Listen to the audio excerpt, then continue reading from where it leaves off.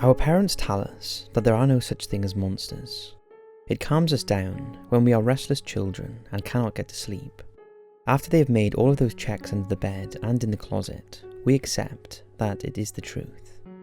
But every year, all over the world, people report that they have seen something scary, something that has terrified them, something that cannot be explained.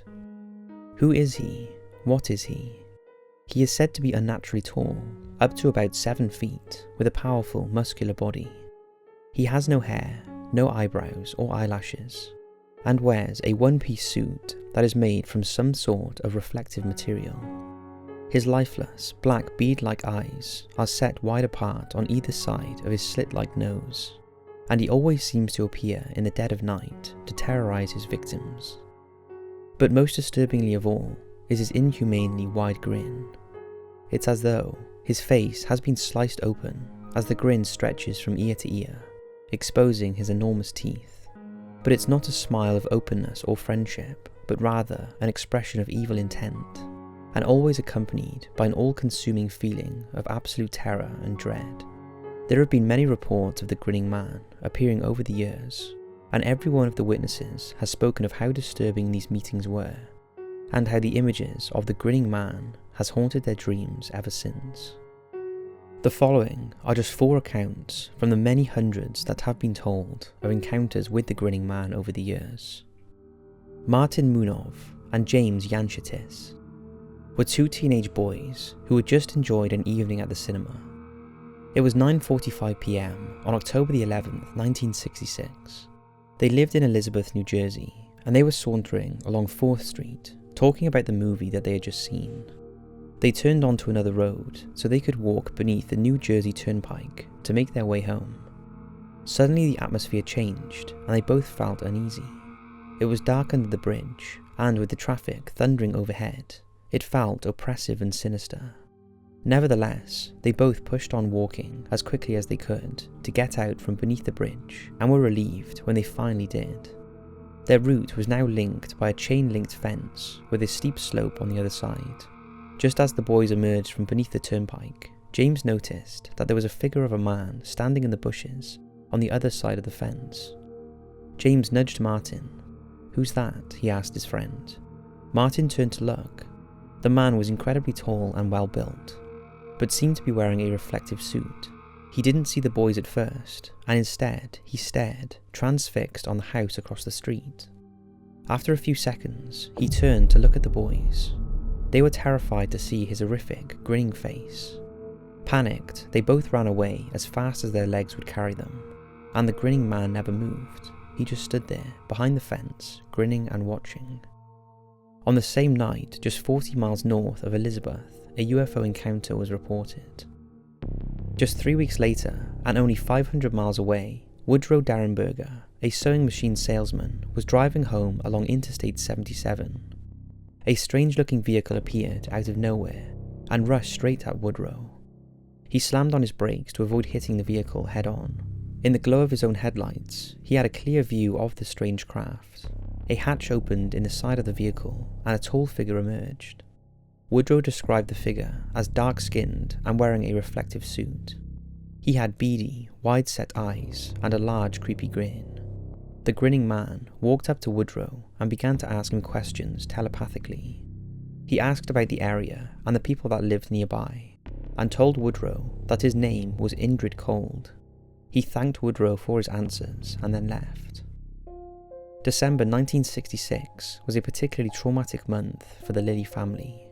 Suddenly, and for no apparent reason, poltergeist activity had begun to manifest in their home. Much of the activity seemed to centre around their youngest daughter, Linda. It was the middle of the night on the 14th of December when Linda ran, terrified and screaming, into her parents' bedroom.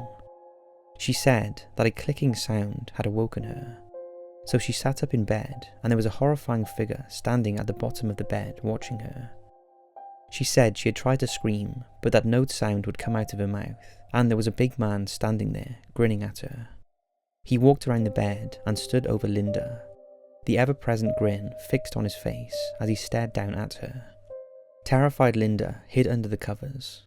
When she finally plucked up enough courage to peep out, the Grinning Man was gone. Her parents immediately checked her room and the rest of the house, but they couldn't find any sign of an intruder. Linda would not sleep in her own bed for weeks after the incident. And then, just as abruptly as it had started, the poltergeist activity stopped. The Lilly family never experienced anything unusual again. This encounter happened just 2 weeks before the Mothman sightings began in nearby Point Pleasant, and many have wondered whether there could be a connection between the incidents. In November 1972, Alan McRae and his wife, Mary Elizabeth, lived in a very comfortable, happy life in the small village of Dunkeld in Scotland. It was a peaceful area, just on the edge of the beautiful Cairngorms National Park. The couple's children had long since grown up and moved away, but they enjoyed the solitude and remoteness of their cottage. At 9 p.m, as was their usual routine, Mary and Alan retired to bed. Mary closed the curtains and they settled down to read for an hour before they turned out the lights and settled down to sleep. Mary awoke in the early hours of the morning. She was laying on her front, struggling to breathe, and although she could open her eyes, she could not move or speak. She could hear a constant clicking sound that grew louder and louder until it became so loud that it was hurting her eardrums. Looking towards the window, she could see that the curtains were now open, and she could see a tiny movement out to the corner of her eye. There in the bottom left corner of the window pane, she saw a face staring at her with its dark, beady eyes. All the while, the face wore a fixed, malevolent grin. Horrified, Mary tried to scream, but as desperately as she tried, she found herself transfixed by the grinning man's stare, unable to make a noise or look away. Eventually, after what seemed like hours to Mary, she blacked out. The next morning, Mary awoke, suffering from the most sickening headache that took over a week to finally dissipate. Mary died at the ripe old age of 94 in 2013. She would often tell the story of her night of terror with the grinning man, a night she could never forget. In 1987, a family vacation ended in terror. On their way back from their break to San Francisco, a family of 4, Mum, Dad and 2 teenagers, decided to go along Scenic Highway 101 so they could drive alongside the ocean as they travelled home. That night, they saw a huge green ball of light in the sky that appeared to follow their car down the highway. They were not scared, but were fascinated and excited by the lights. They arrived home, and the light just flew off into the sky and disappeared. The next day, the 2 teenagers were sitting on their porch when they saw a man staring at them from across the street. He was dressed in a black suit and had the scariest looking grin on his face. The children were horrified, and the girl ran into the house to tell her father, but when he came outside to look for the man, he had gone.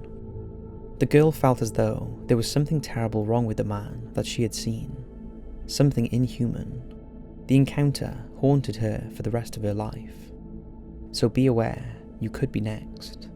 Is he watching you from afar, hidden in the shadows, maybe from the corner of your street when you walk home alone at night, or from over the fence behind your house, just waiting for you to turn out the lights? And when you are finally tucked up in bed, warm and comfortable, breathing evenly in a deep sleep, and at your most vulnerable, maybe then the grinning man will finally come for you and stand at the bottom of your bed to watch you sleep.